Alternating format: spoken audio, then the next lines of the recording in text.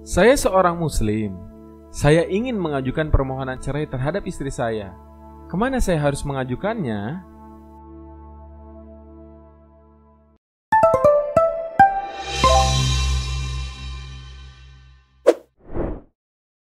Sob. Selamat datang di channel Cerdas Hukum. Bersama gue, Bos Kon. Ayo, jangan negatif dulu ya. Kon di sini artinya konsultasi, bukan ilustrasi jorok lo. Dengerin nih, gue mau ngejelasin permasalahan hukum dari Sohib Justice, biar lo pada paham. Sebelumnya, Bos Kon benar-benar menghimbau agar perceraian menjadi pilihan terakhir dalam lika-liku berumah tangga. Karena angka perceraian di Indonesia selalu meningkat setiap tahunnya. Tercatat, pada Badan Pengadilan Agama Mahkamah Agung pada tahun 2019, terdapat 604.997 kasus perceraian di seluruh Indonesia. Hal ini benar-benar angka yang luar biasa tinggi dan pastinya akan banyak dampak hukum yang muncul akibat perceraian tersebut. Adapun, menikah merupakan dambaan semua pasangan, di mana setiap pasangan memiliki harapan besar satu sama lain untuk membangun keluarga kecilnya. Dalam Islam, menikah merupakan salah satu cara untuk menyempurnakan agama. Dengan menikah, maka separuh agama tersebut telah terpenuhi.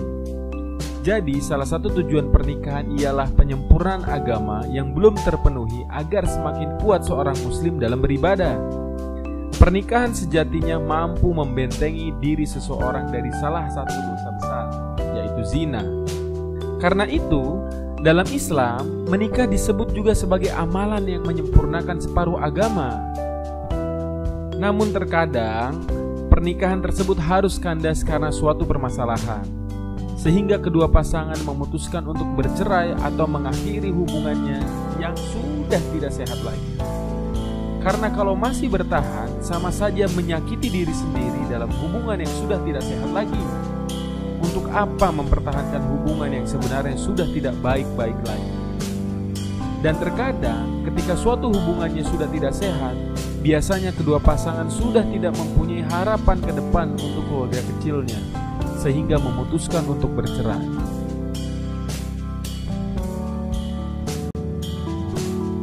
Dalam hal ini, kami akan membahas bagaimana caranya seorang suami mengajukan permohonan cerai terhadap istrinya. Namun perlu diingat, tidak boleh mengajukan permohonan cerai tanpa sebuah alasan. Dan juga suami tidak boleh mengajukan permohonan cerai terhadap istrinya yang memaksa minta diceraikan tanpa alasan.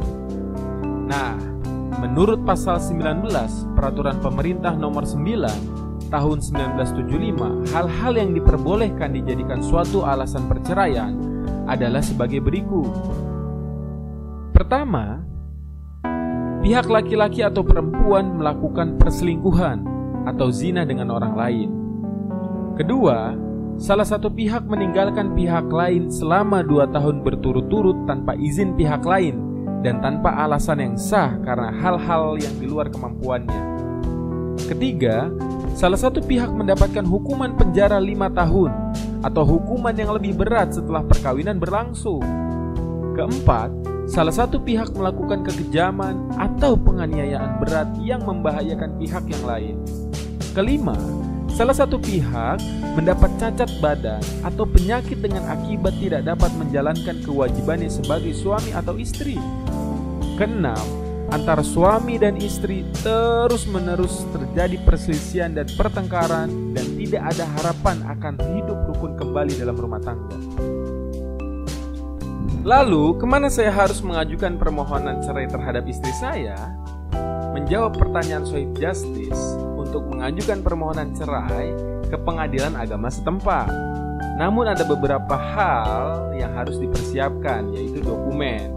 Antara lain, pertama, menyiapkan dokumen yang dibutuhkan, yaitu surat nikah asli, fotokopi surat nikah, fotokopi kartu tanda penduduk dari penggugat, surat keterangan dari kelurahan, fotokopi kartu keluarga, fotokopi akte kelahiran anak jika sudah memiliki anak, materai untuk melakukan legalisir ke kantor pos. Kedua, mendaftarkan gugatan ke pengadilan agama. Setelah menyiapkan kelengkapan dokumen, Anda dapat pergi mendaftarkan gugatan cerai ke pengadilan agama atau pengadilan negeri di wilayah kediaman pihak tergugat. Ketiga, membuat surat gugatan. Keempat, membayar biaya perceraian. Kelima, gugatan cerai dapat diwakilkan oleh pengacara sebagai kuasa hukum Anda agar proses perceraian di pengadilan berjalan menurut aturan perundang-undangan hukum yang berlaku.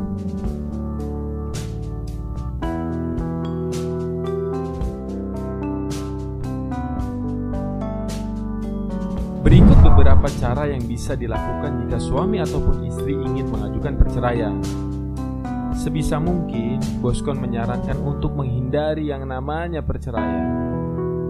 Tapi, jika Sohib Justice ingin mengajukan perceraian, dapat mengunjungi website kami guna menemukan ahli hukum terbaik kami. Karena pada hakikatnya, suami istri harus bisa mengikatkan diri seumur hidup dengan orang yang dicintai. Dan kalau kita berpikir dan mengorek semua kekurangan pasangan, maka yang ada adalah kebinasaan dan kehancuran rumah tangga. Terkadang kita perlu menutup mata atas kekurangan yang ada. Terkadang kita perlu mengoreksi kekurangan yang ada sesuai dengan maslahat yang akan kita dapatkan dari sikap kita tersebut.